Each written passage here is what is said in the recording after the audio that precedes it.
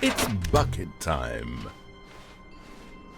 Stanley clutched the bucket tightly to his... This was not the correct way to the meeting room, but Stanley had felt the bucket calling to him, telling him that the employee lounge was simply the place to be. And here it was. Had the bucket turned out to be correct? No, never mind. The bucket was wrong. Stanley took the door on his left to go back to the meeting room. No, Said the bucket.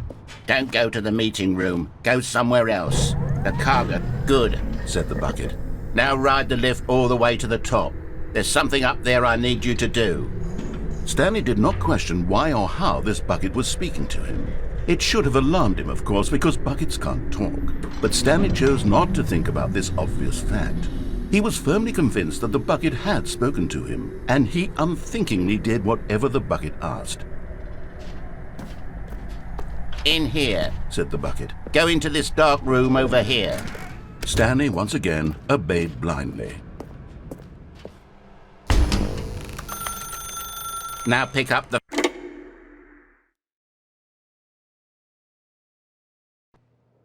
This is the sad story of a man named Stanley and his bucket. Once upon a time, I gave Stanley a bucket because I thought he was lonely and could use a friend. And then, very distressingly, he began to believe the bucket could speak to him. The Stanley Parable Reassurance Bucket was merely meant to provide the comforting glow of companionship. It doesn't literally talk and give you orders. Whatever Stanley is hearing the bucket say to him is just in his head. Lately, I've been concerned about him. Wouldn't you be concerned as well? To see him delusional like this, obsessing over an inanimate metal object? I want to say something to him, but I don't know how I can convince him. I don't know if he'll listen to me. Oh, I'll try anyway. Stanley, can you hear me? Listen to me. It's just a bucket. It can't think, it can't talk. All it will ever truly do for you is effectively transfer a liquid from one location to a different location. That's it. It doesn't do anything else. You see, he's not listening. He's still taking orders from the bucket. You know, once upon a time it was me he took orders from, me he trusted and listened to. Now all he cares about is his awful bucket, this stupid hunk of metal. It's sad. I suppose he doesn't need me anymore. From now on, he's just going to cling to this bucket, this cold, empty bucket, this sort of shiny bucket.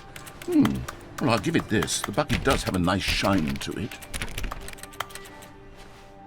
Yes, I suppose on closer inspection that it doesn't quite look like your average hardware store bucket.